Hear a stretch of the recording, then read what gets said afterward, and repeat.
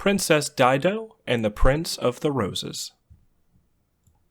Little Princess Dido ran away from her attendants every time she could, and one day while she was walking in the forest with her servants, she hid behind a tree while they were talking, and before they had missed her, she ran down another path and was out of their sight. When Princess Dido found herself alone, she began to look about to see if she could find any flowers, for she was very fond of flowers and was never allowed to pick them herself. Her servants did that for her. "I can pick them myself now," she said, laughing to herself to think she had escaped from the servants, and she began picking all the wild flowers she could find, walking along all the time and going further into the forest. When it was sunset, the Princess Dido found herself in the thick of trees and bushes, and she began to wonder why her attendants did not find her and take her home. But the sun set and the stars came out, and still no one came. And Princess Dido felt tired and lay down among the leaves and mosses and went to sleep. When she awoke, the moon was shining, and although she was in the forest alone, she was not afraid, for she did not think anyone would harm a princess, so she rolled over on her soft bed, thinking she would go to sleep again, when something cold touched her cheek. Princess Dido opened her eyes very wide then and sat up, and on a bush beside her she saw a very small gold key hanging by a thread which swung back and forth and half touched her face.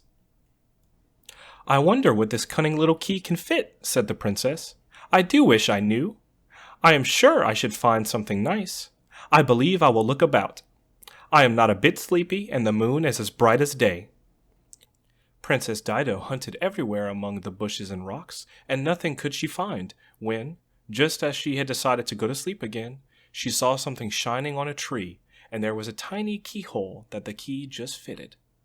She put the key in the lock, and the tree opened like a door, and Princess Dido stepped inside and closed the door after her. She walked along a road which seemed to be just behind the tree, but when she looked about, she was not in the forest at all, but in a beautiful country filled with flowers and tall trees, and in the distance she saw a beautiful castle. When Princess Dido came to the castle, she saw fountains and more beautiful flowers growing around, and there were birds of all kinds singing in the trees. "I suppose I must go to the door of the castle and let them know who I am," thought the princess. "A princess ought to do that, I know, but I would much rather stay in this beautiful garden and hear the birds sing and look at the flowers." When the princess knocked at the door, no one answered, and after waiting a short time, the princess opened the door and stepped inside. All was still, and she sat down and waited. "I expect everybody is at breakfast," thought the princess. "I wish I had something to eat. I didn't have any supper, and I have not had my breakfast either."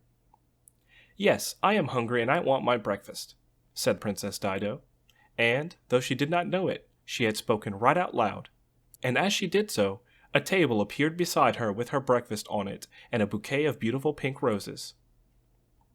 "I wonder where this came from. I didn't see or hear anyone," said the princess. But she did not wonder about it. She was too hungry.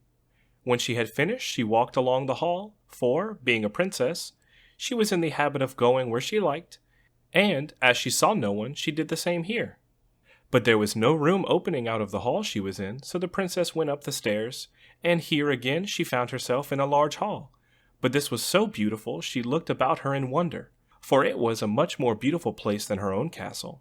The floor was of opals, and the walls were the same.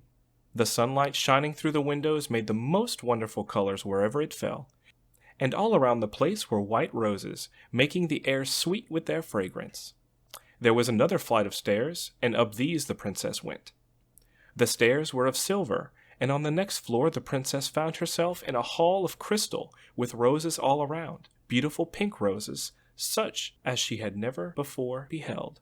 "Oh, how I wish I could pick them," said the princess, as she went from bush to bush, and to her surprise the roses nodded, as if to tell her she could if she liked.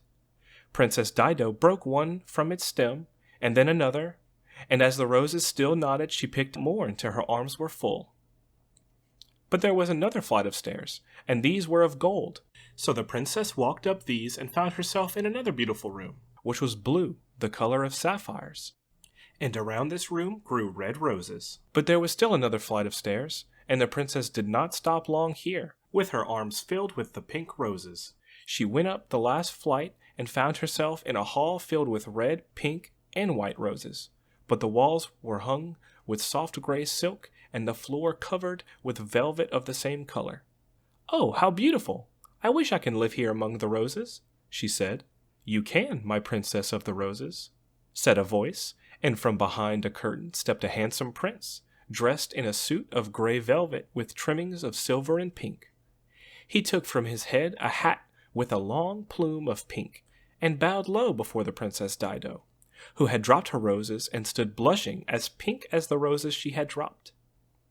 "This is my castle, the Castle of Roses," explained the prince, "and I vowed I would never marry until I found a princess who loved my roses as well as me, and you have proved you do by coming into all of my rose garden. Others have been here, but when they found only roses in each room, they never came to this floor. Behind these curtains is my palace. These halls of roses are but a part of my private rooms. Will you stay, princess? Or shall I call the fairies to take you back to your own castle?" asked the prince.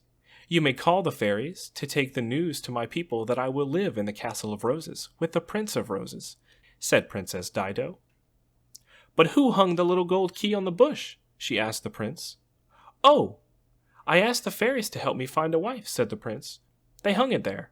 You see, we shall live in an enchanted castle, as well as in the Castle of Roses, so there is nothing for us but happiness."